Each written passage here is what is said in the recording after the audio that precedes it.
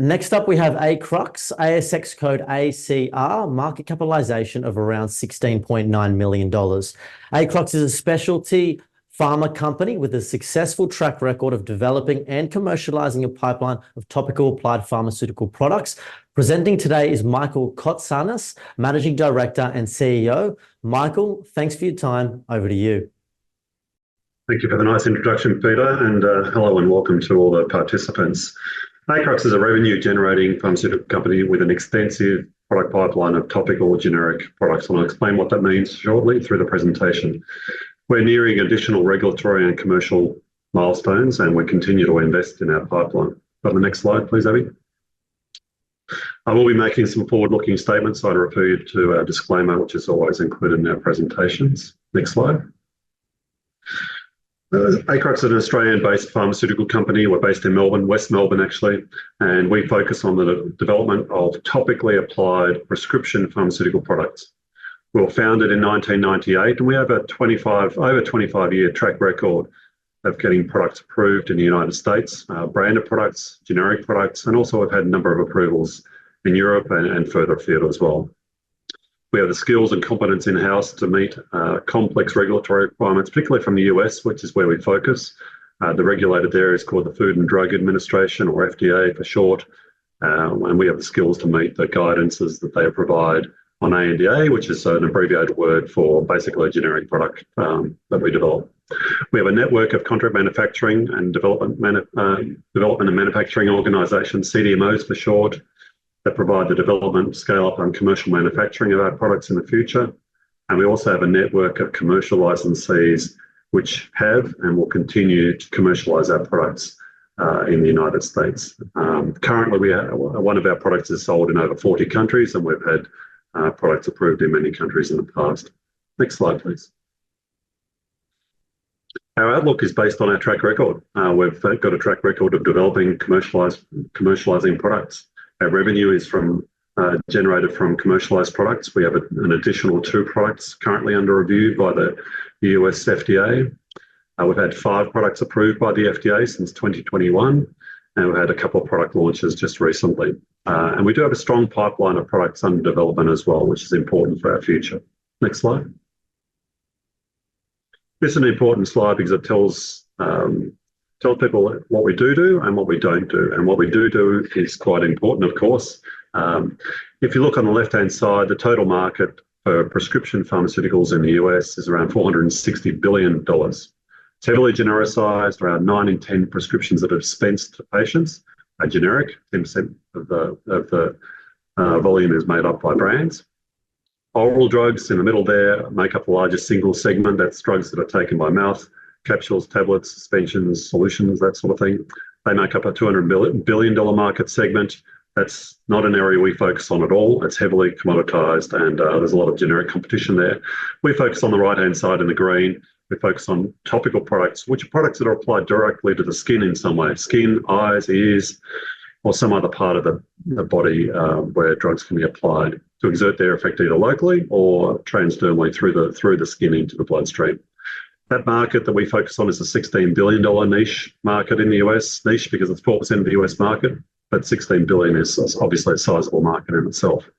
Generic market penetration is quite low relative to the overall market at around half. And it's certainly characterised by higher complexity than oral drug development.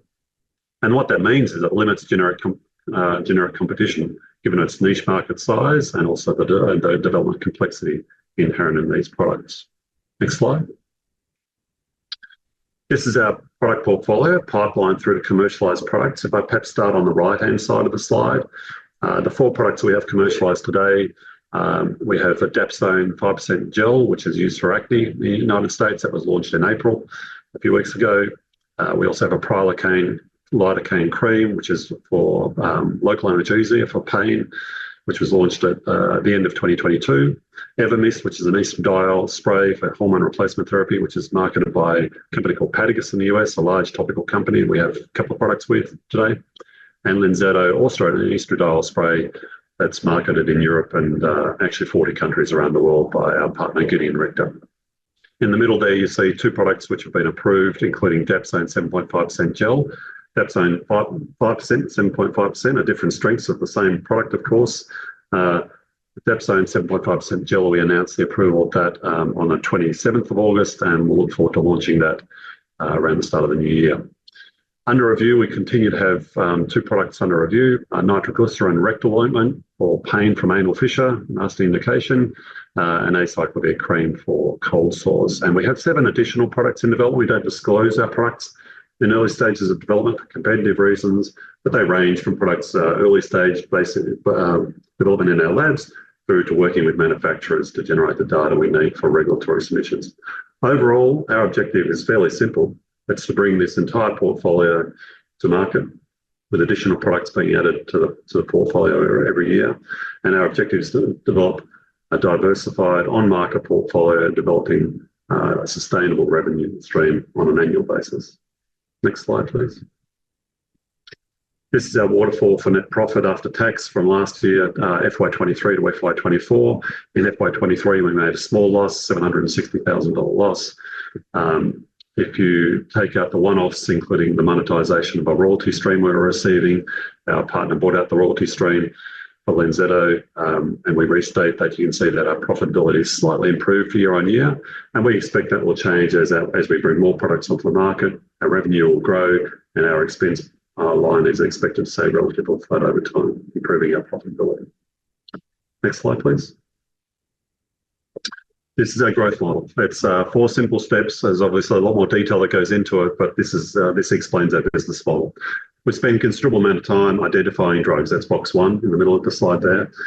We use both subscription databases as well as publicly available data to spend time evaluating which is the next product we add to our pipeline. There's actually 470 drugs in the US which are applied topically, and we sift through those and the various subcategories of those drugs to identify the next product we include in our development pipeline. Once we start development, it's always in our labs in Melbourne. We develop a product to the stage where we have a formulation we're satisfied with. We identify a manufacturer from our network, and then we arrange a technical transfer where we transfer the formulation to the manufacturer. They upscale the batch of product. They manufacture what we call exhibit batches, and those batches are used to develop data both from a manufacturing point of view, but we also use product from those exhibit batches for manufacturing to generate bioequivalence data. We submit that all as a package to the FDA, and once the FDA are happy with our package of information, they will give us approval, and we move to launch the products. All of our products are launched through partnering deals with our licensees. We have 25 scientists in our laboratory. It's a small company with very focused activity on development. We can develop drugs. We submit our own regulatory applications, and we move those through to approval, obviously. Our expertise extends to negotiating both contract manufacturing and also commercial deals for our products. But our core business model is around drug development, and that drives our regulatory submissions and our commercial product launches. Next slide, please. Our development processes, we have a TGA license. The Australian regulator is called the TGA. We have a license to manufacture transdermal and topical products for clinical trial purposes. We do use contract manufacturers for commercial purposes, though. We were also inspected on a remote basis by the FDA in 2023 around our in vitro bioequivalence testing. Further additional sort of development activities are analytical method development, container closure, which is very important for topicals. We do stability testing, we manufacture scale-up batches and arrange technical transfers. And obviously we conduct bioequivalence testing to compare our drug to the branded product on the market to make sure they are bioequivalent, which means that the drug that we're developing will exert the same effect, same safety profile as the branded product on the market. Next slide. Obviously, we have an R&D focus. Our labs are in Melbourne. All the photos you see through this presentation are of our own people. They're not models. Maybe they'd like to be, but they're our own people. Our facility is inspected by the TGA and was remotely inspected by the FDA. Our development is all within our own laboratories. We do outsource some bioequivalence testing depending on capacity and specific techniques that are required. But we have conducted in vitro tests, which are quite complicated, and that's all in line with the FDA product-specific guidances they require us to follow to develop a product that is generic of a branded product on the market. We have received a number of FDA approvals based on both in vitro and in vivo testing, and that's important as well. Next slide, please. Product launches we've had recently: Prilocaine lidocaine cream, launched by Padius, a large topical generic company in the US that's indicated for pain from local pain. It's a local anaesthetic. We launched Dapsone in April a few weeks ago, and that's indicated or approved for use in acne. Future product launches: Dapsone 7.5% gel will be for acne. They'll be launched early in the new year. Nitroglycerin, which is for pain from anal fissures, that's under review, as is acyclovir for cold sores. And we look forward to filing the additional products shortly. Next slide. And this is an overview of our ticker and our market cap and our share price. And last slide, please. Peter, thanks for your attention.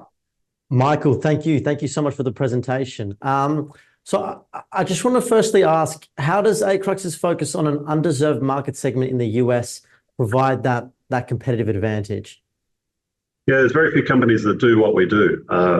We know that when we speak to our commercial partners and our manufacturing partners, there's always interest in our products. And when we say underserved, if you look at generic penetration rates in the US, the percentage of prescriptions dispensed, topical prescriptions dispensed as generic, it's around half of what it is for oral products. So we believe it's underserved. And basically, we bring out products that save consumers and the healthcare environment money. That's what the generic business model is. And where do you see growth coming from in the next 6 to 12 months? Well, we'll launch another 2 products coming up fairly soon. And our model is to continually file, get products approved and launch products. And every product generates a sustainable ongoing revenue stream. Our deals with our commercial licensees are typically 5 to 10 years. So revenue growth will be driven by product launches. Product launches will be driven by regulatory submissions. And regulatory submissions are driven by the ongoing added products that we put into our pipeline. And what is the expected timeline for the launch of these remaining products in the pipeline? Yeah, so Dapsone 7.5% gel will be launched early in the new year. Nitroglycerin, which is for the anal fissure indication, is under review. We're feeling good about that one. Getting approved soon. We have acyclovir for cold sores, also under review, and then we'll submit other products over time. So the regulator will review products and approve them when they're satisfied, and clearly we'll look to file additional products or submit additional products to the FDA over time. Michael, thank you so much for your presentation. Have a great weekend. Thank you, Peter. Thanks everyone for their attention and interest. Thank you.